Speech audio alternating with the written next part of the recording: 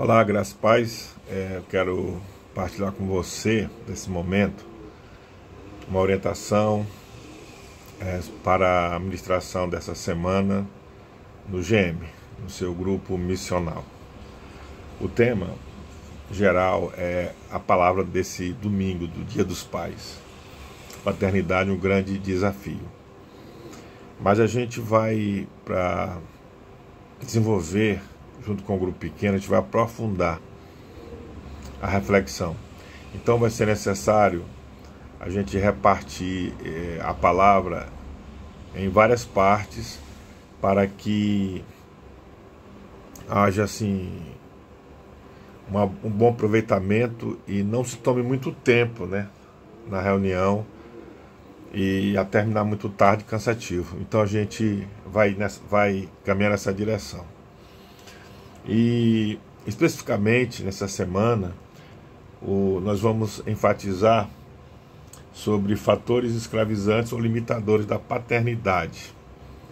Obviamente que esses fatores não só afetam a paternidade, mas também afetam a maternidade, a família de modo geral. Então nós podemos conversar sobre isso tanto entre as mulheres como também principalmente entre os homens. E a gente vai falar desses fatores escravizantes, que são 8.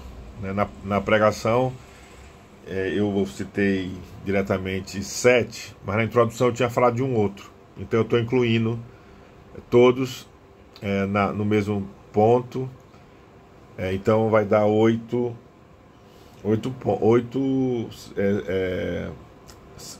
fatores ou sintomas escravizantes e limitadores, né? Que é a síndrome do Peter Pan, né? Que é aquele homem que nunca cresce, nunca amadurece. O adultério, e eu também acrescentei nessa reflexão a pornografia, porque ambos são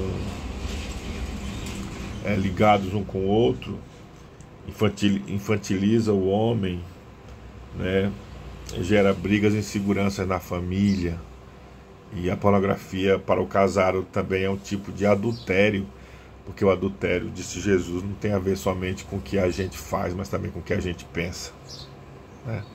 Com o que a gente vê. Também nós falamos sobre a ideologia de gênero, né? Você não precisa dar muita ênfase a esse ponto, apenas passar por ele, né? Porque ainda é um ponto um pouco complexo para algumas pessoas, mas precisamos estar falando também sobre isso, né? Mas o assunto não é esse e pode gerar assim, muita discussão, e o propósito não é falar só de um assunto, né? Também os vícios, né? E os vícios dos jogos, principalmente, tem sido ultimamente uma grande luta, não só para homens, como também para mulheres, até fazendo muitos perderem dinheiro e trazer assim problemas para suas famílias, né? Então nós precisamos falar sobre isso para que os irmãos, os ouvintes, venham se fortalecer e venham vencer isso, né? Também a violência, né, que acontece às vezes dentro das famílias. O divórcio, né, que é o cúmulo já daquilo que atrapalha a paternidade do homem, né, que afasta os filhos do homem e às vezes também da mãe, da mulher. E finalmente o materialismo, a idolatria, né, que sempre afasta as pessoas de Deus e também afasta uns dos outros, né. E o materialismo, né, que o homem que trabalha, mas que termina perdendo a sua família, sua alma, por só pensar em trabalho. E aí depois a gente vai desenvolver, né, o restante da palavra em cima do materialismo, né, do trabalho, né, que termina sendo um tipo de grande escravidão, né.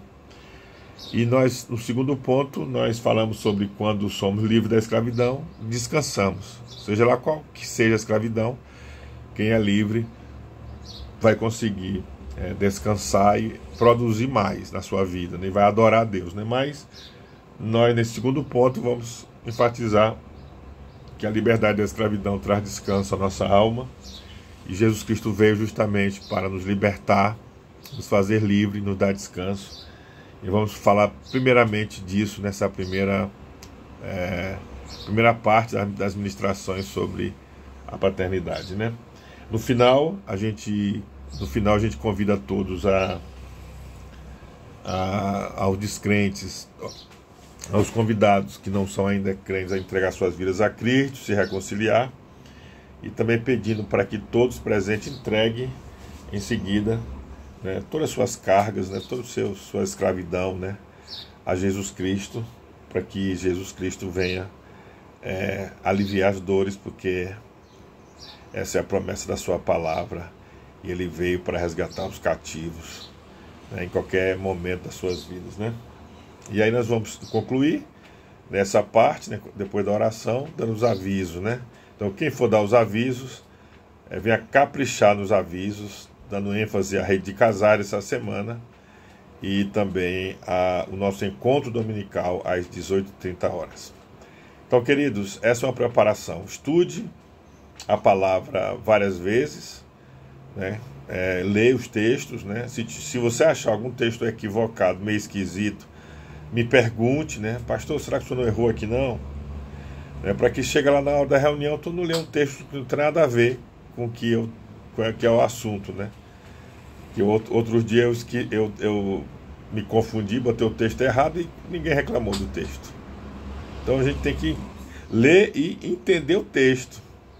E quando tiver alguma coisa fora do que está sendo ensinado, então você vai perceber, você precisa ter essa percepção. Então isso tem a ver com a sua atenção, que você lê, que você confere os textos bíblicos. Isso é muito importante, querido, para que a sua ministração seja com autoridade, né? Seja a partir do seu próprio coração. Também quero dizer para você, o texto, querido, não é para você ler o texto e explicar o texto. Não é para você fazer isso. Ler e explicar o texto. Não, o texto é uma explicação. Então você deve falar o que o texto está dizendo.